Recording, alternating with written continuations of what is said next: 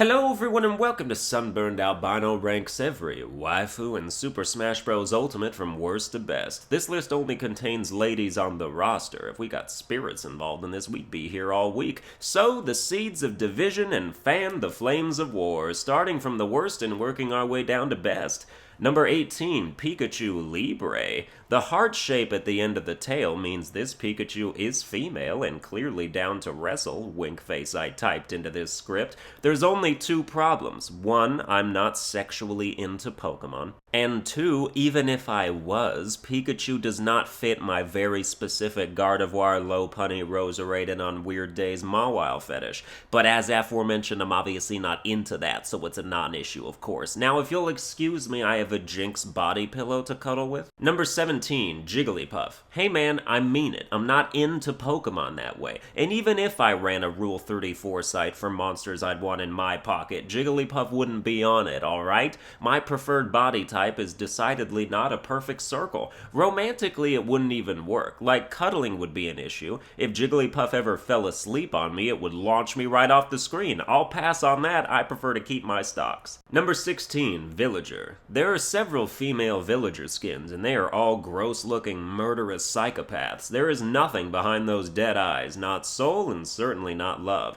These are children, right? I never played Animal Crossing. Or are they adult carnival midgets who've seen too much? I don't want to stick around and find out. Number 15, Nana. Alternate skins allow Nana to take the lead, but as far as a waifu is concerned, you definitely don't want someone who is creepily attached to her brother. I mean, he follows her everywhere, off stage, to the bathroom, to discreet hotel rooms where you pay cash. The only way to salvage this situation is to murder Popo. As long as Nana's alive, he won't respawn, and there's your opportunity to start a life together. Just don't kill her by accident, or they'll both come back and be pretty upset in a combined way. Number 14, Inkling. Nobody should be surprised that pre-teen squid people aren't high on my list. I like the blonde one the best because her ink is pea-colored and it makes me have to go to the bathroom. If you hold B while shielding, she'll dunk herself in it, and that's great. I believe what you're seeing now is footage of the infamous P-tape, and Trump has just been conveniently edited out. Darn, we'll get him next time or something.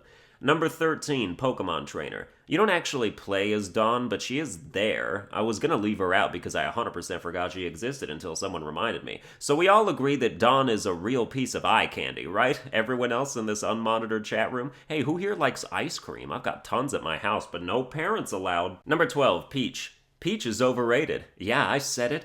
Princess Toadstool. Bitch is named after a fungus. I've had to do 3 months of laser treatments just to get her off my toenails. I feel this upsetting some of you and bringing sweet joy to others. That is where I live.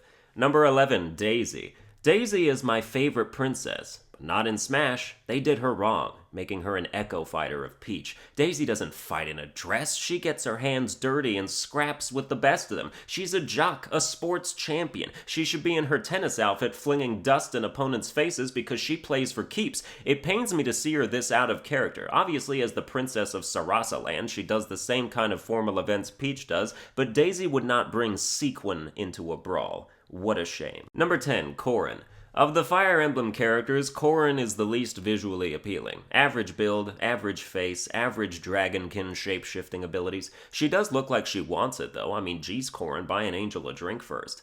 Number 9, Bayonetta. Bayonetta is the kind of female game character that makes dweebs orgasm in their pants without them even touching anything. She's one of those women that does not exist in real life because she was born of male fantasy, combined with Japanese fantasy, which makes for an absolutely outlandish realization. And as such, I am not swayed by her qualities. Riot if you must, but Bayonetta doesn't do much for me. Number 8, Wii Fit Trainer. Quite the comparison. Ranked one slot higher than Bayonetta is a yoga mannequin in a red tank top. You know she's flexible, though. She can also channel the power of the sun for some reason, which is interesting, if not helpful, but you'll definitely never run out of hula hoops when she's around. These poses were made for kinky shit. Number 7, Lucena. Eye tattoos aren't really my thing, but Lucena's unfaltering determination and quiet resolve are great traits for a waifu, said no one ever. Still number 7, though, she's a looker. Number 6, Rosalina.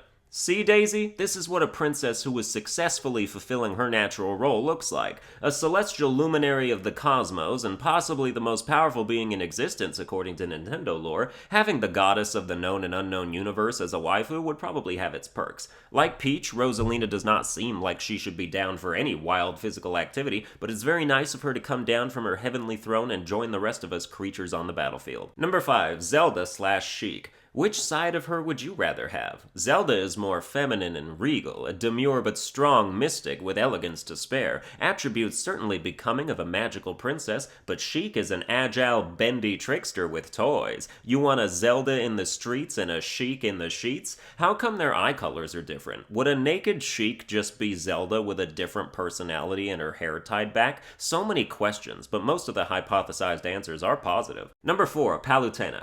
Hailing from a game I've never played and a character I'd never heard of until she was introduced to Smash, reading up on her tooltips revealed to me that Palutena is literally a goddess of light, which puts her close to Rosalina in power, but she definitely outshines her in looks. My god, green hair is a weakness of mine as long as it's not in real life. Number 3, Isabelle. LOL. I've never played Animal Crossing, but Isabelle's reveal trailer showed me what I was missing, which is an adorable little fox girl secretary whose cuteness is the primary factor here in order to not be gross. She is loved by all residents for a reason, I'm sure, and I will be picking up the next installment of Animal Crossing on Switch whenever that releases to give myself a better idea. I wanted Isabelle to be my main, but after experimenting with her, she's not my style, but that's okay because she's still precious. Number 2, Robin. They put the best-looking version of Robin in Smash, so I'm glad me and Sakurai are on the same page. Robin is a tactician, a genius when it comes to strategy, and a virtuoso in both magic and swordplay. She basically blows all the other Fire Emblem characters in this game out of the water, usually with a Thoron spell. I'm just impressed with the dexterity it takes to keep a spellbook open to the same page with one hand throughout the duration of a fight. She knows her way around a book, which means if she were to read books about certain other subjects, she'd become masters of those fields too, if you know what I mean. Where's my copy of 50 Shades of Grey? Number 1, Zero Suit Samus. My ultimate waifu of Super Smash Bros. Ultimate is Zero Suit Samus, which is to say, all Samuses, since they're the same, and I count Dark Samus as close enough since they share DNA. Damn, these tooltips are helpful. I'm very confused because the Melee announcer called her Samus, but the Ultimate announcer calls her Samus. So who am I supposed to believe? I just say Samus because it's closer to how it would be pronounced in Japanese, and that's what I thought it was for the last 15 years anyway.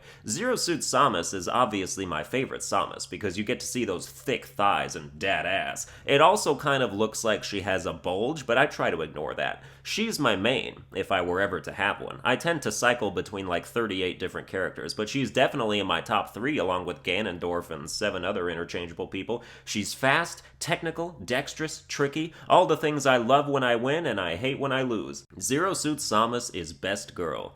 Well, that's gonna do it for this video. I hope you enjoyed it. I got other waifu rankings of various controversy on my channel, as well as a bunch of other stuff to keep you invested in the channel, so like, share, and subscribe. Follow me on Twitter at Sunburned Albino, and support the channel on Patreon at patreon.com/sunburnedalbino, and I'll see you guys next time.